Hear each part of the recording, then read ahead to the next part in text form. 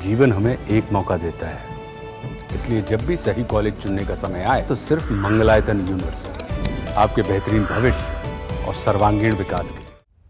महाराष्ट्र के नागपुर में मुगल शासक औरंगजेब की कब्र को राज्य से बाहर ले जाने की मांग को लेकर हुई आगजनी और तोड़फोड़ के बीच पूर्व मुख्यमंत्री उद्धव ठाकरे ने सवाल उठाते हुए कहा कि मुगल बादशाह की मौत 300 साल पहले हो चुकी थी।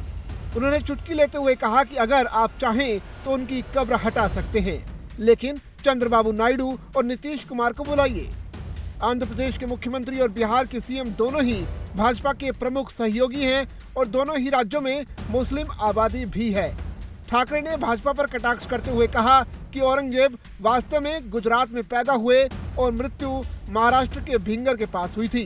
बार बार कहना ठीक नहीं, लेकिन सच्चाई है कि गुजरात में जिसका जन्म हुआ था वो औरंगजेब महाराष्ट्र के खिलाफ छत्रपति शिवाजी महाराज जी के खिलाफ जो महाराष्ट्र में आए थे वो वापस आगरा नहीं जा सके।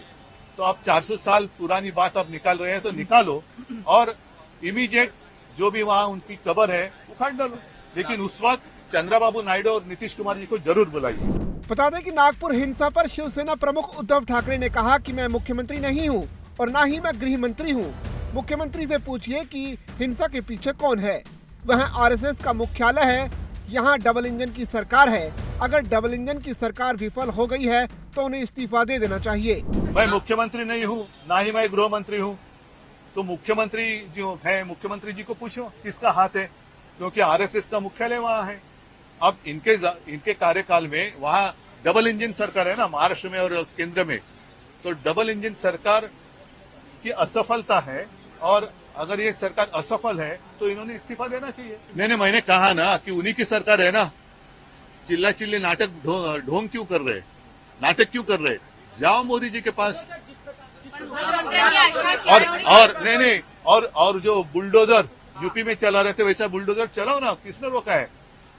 वहीं इस मामले पर महाराष्ट्र विधानसभा में हंगामा देखने को मिला।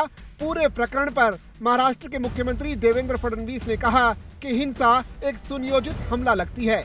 उन्होंने कहा कि कुछ अफवाहें फैलाई गई हैं कि विश्व हिंदू परिषद और बजरंग दल द्वारा नागपुर में विरोध प्रदर्शन के दौरान धार्मिक श्लोक जलाए गए। विधानसभा को संबोधित करते हुए उन्होंने कहा कि नागपुर में विश्व हिंदू परिषद और बजरंग दल ने विरोध प्रदर्शन किया। अफवाह फैलाई गई कि धार्मिक सामग्री वाली चीजें जला दी गई ही। ये एक सुनियोजित हमला लगता है।